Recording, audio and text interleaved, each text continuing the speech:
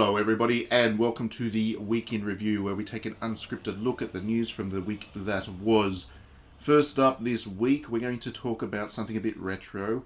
The GBA has turned 20 this week in Australia. It released 20 years ago, and I've already written about this on digitallydownloaded.net, but it is a console that has meant a lot to me. If I was to pick just one console that would be my favourite, I mean, there's been a lot of consoles that I have loved over the years, but the GBA was a particularly compelling one for me. It was the moment that games became more than a hobby and a pastime, and they became something of a passion to me. It was also my first gig in criticism. I started out at a GBA enthusiast site, and that led on to paid work, and much of my career since has been the result of that. So the GBA has a strong personal connection to me. It is a favourite console of mine. And Nintendo put out a tweet to celebrate the fact that it turned 20 in Australia this year, and fair enough, that is a milestone. But it did also remind people that Nintendo hasn't done that much with the GBA since. There was a couple of virtual console releases on the Wii U, but not many people had a Wii U in the first place. But they haven't released much, they haven't restored much, they haven't preserved much. There's not much virtual console stuff, while the Nintendo Switch is more than capable of running GBA games, of course. They've only put NES and Super NES games on there, and it's a bit disappointing because I think the GBA had such a massive library of classics. It was the time that Fire Emblem got introduced to the West, for example. There was Golden Sun, which was a remarkable JRPG series, and the first kind of console quality JRPGs that we really saw, they were on the GBA, and there was all kinds of other games as well. The console was just loaded with really good quality games, and the fact that we're at risk of losing a lot of those because Nintendo doesn't seem to be particularly interested in preserving them is very disappointing. So while it was great that Nintendo recognized the existence of the GBA and celebrated its 20th anniversary with that tweet, it is also disappointing that that celebration wasn't accompanied with a, hey, Virtual Console on the Switch as of now announcement. Okay, so for the second story this week, we will stick with the GBA in a way. Now, this hasn't been announced formally as yet, but precedent suggests that it probably is coming quite soon. The Australian Classification Board has rated a title called Castlevania Advance Collection. And while Konami, being the owners of the Castlevania license, haven't put out a press release confirming this, you don't get a game rated unless you're probably going to release it, because it costs money to go through the classification board. They generally require that you get it rated fairly early on, well before release.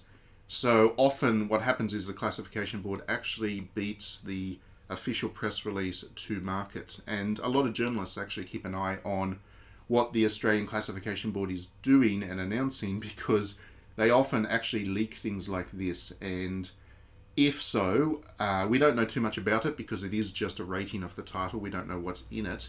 But what would likely be in it is the 3 GBA Castlevania games. There were 3 released. They all came after Symphony of the Night on the PlayStation, and they all follow that mold very closely. They are RPGs crossed with platformers, and if you've played Symphony of the Night, then you know exactly what they're about. You kind of go around these labyrinths in which areas are blocked off to you until you've got special abilities to overcome them, and you've got to go backtracking back and forth and so on and so forth. They were all quite good. They were quite well received. I remember the original one being quite difficult to see on the GBA screen because the original GBA didn't have a backlight, and this was a very dark game as it was. So that was a criticism for it. Otherwise, it was considered one of the classics, and of course that would be fixed with this remake or re-release or whatever they're doing with it. So the other 2 were not quite as well received. I think they weren't quite as innovative as Castlevania, the first one was, but they were still very good games, and this collection would go down very well, I think. So fingers crossed it happens. Obviously, I hope it comes to the Nintendo Switch if it does, because I think playing it on the go is the way to go. But yeah, I'm definitely keen on seeing that as a re-release if it's going to happen. Next up, we have some great news if you happen to be a fan of the Trails series, and you absolutely should be because they are excellent JRPGs, one and all. The Epic Games Store seems to have walked itself into something of a coup, picking up the localization of 3 titles in the series, Trails to Azure, Trails into Reverie, and The Legend of Nayuta Boundless Trails. Now, as I record this, I don't know if a live stream event has happened to announce these. It was due this week, Falcom's 40th anniversary live stream. The listings themselves were actually kind of leaked to the Epic Games Store. The games are definitely happening because the store pages are there and stuff, and we know that they're being localized by Nippon Ichi America, but I don't know if they've been announced for other platforms or anything else as I record this. I'll obviously keep a very close eye on it because I'm very keen on playing these games on anything but PC. But anyway, whatever happens, they're getting localized, and that is a good thing. Trails into Reverie in particular is the one I'm looking forward to the most because it is meant to be the game that kind of ties off everything and finishes the whole Trails series. Obviously, they can go back and do games set earlier in it, but Reverie is meant to be kind of the finishing point for everything they've been doing with Trails. I've been a fan of Trails since Cold Steel. I came to the series fairly late, and I have since picked up as much as possible with the whole series. I think this is a remarkable JRPG property, one that is very underdone, I think, in the industry until Cold Steel came around and put some kind of mainstream leverage into the series. It was very, very, very niche indeed. Thanks to Cold Steel, it's become much more mainstream, and companies like Nippon Ichi are now picking up more titles to localize. It is a big win for the Epic Games Store to actually have it now, and if it isn't exclusive, then so much the better for Epic, because I think this series is one that when people actually start to play them, they realize that what they've been missing out on all this time. So yeah, this is good news, and I'm looking forward to playing all three of them. So next up, to step outside of the video game announcements for a moment, we've got an animated show to talk about. The classic Final Fantasy IX is being adapted to an animated series by a company called Cyber Group Studios.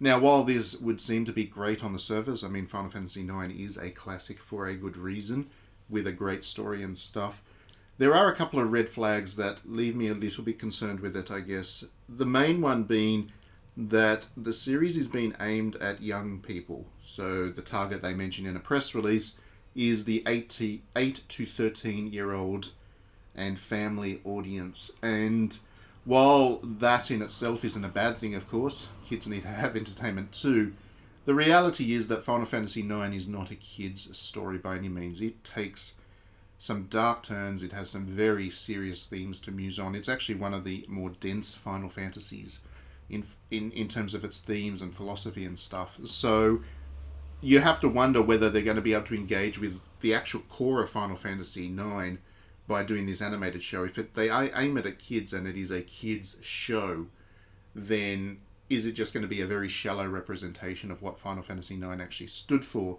And you can see why a company like Cyber Group Studios, I don't know anything else about them other than their name, but you can see why an animation company might see Final Fantasy IX and think, oh, that's all very cute, let's turn it into a show for kids. Because it is one of those ones that has those kind of cute characters. It has Vivi with his ridiculous black mage outfit. It's got, really cute Moogles. All the characters have their big bobbleheads. It is certainly a much less realistic Final Fantasy than Square Enix has tried in the past. So you can see why the perception might be there that it is one for kids, but it isn't. It is definitely not. It just uses that art style in a way that allows it to explore its themes in a very provocative way. And I just don't know if I have very little faith in animation studios to take that kind of depth of Final Fantasy IX and turn it into a meaningful experience for kids while keeping the thematic core. My suspicion is it's going to be quite a shallow animation of a really special game. Okay, so to finish off this week with something that is only related to video games in a kind of tangent, but is of continuing interest to me and something that I've done a lot of research about.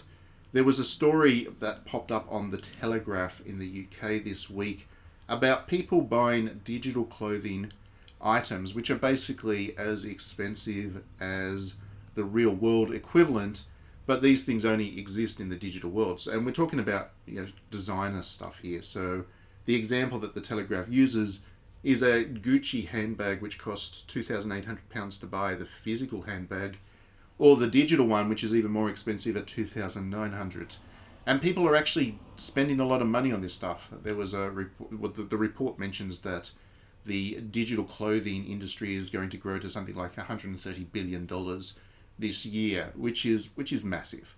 And the reason that it's interesting to me is because I have done a lot of research about how the digital world is really starting to be drawn into and make an impact on our physical world. And what that means is through technologies like AR and VR and stuff, we're increasingly able to paint over the world with this digital data and information and have it be part of our actual reality. And there are really interesting questions that this raises about how we interact with one another when there's no longer a shared sense of reality. If I've got all this digital information superimposed over the world to make it more aesthetically and informatively pleasing to me, and you've done that in a different way with your own reality, how do we interact with one another when we no longer have this shared sense of reality that we do if we walk outside at the moment? The digital world is definitely having that kind of impact on our real world. It's just starting now, but you can see it's going to become a bigger trend. So you're going to see more stories like this Telegraph story in the near future. And as ridiculous as it might seem that people would spend as much money on digital clothes as real world clothes, I think that's just the start of a trend, and more people are actually going to do that, and it's going to be normalized. I think it's interesting stuff. So yeah, do let me know your thoughts in the comments. I've linked to various stories that you can read in the description box below.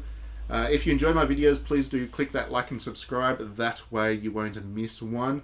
And if you do want to support what we do here in digitallydownloaded.net, you can back us on Patreon for as much as $1 a month, or as little as $1 a month, or more if you feel generous. And in doing so, not only are you supporting the website and this YouTube channel, but you also get a digital magazine each month, and you also get the visual novels that we produce. So that's all kind of Patreon back benefits. So it is pretty good value for $1 a month, and it really does help us to continue to grow what we do here. So thank you as always for tuning in. Have a great weekend, and we'll see you next week.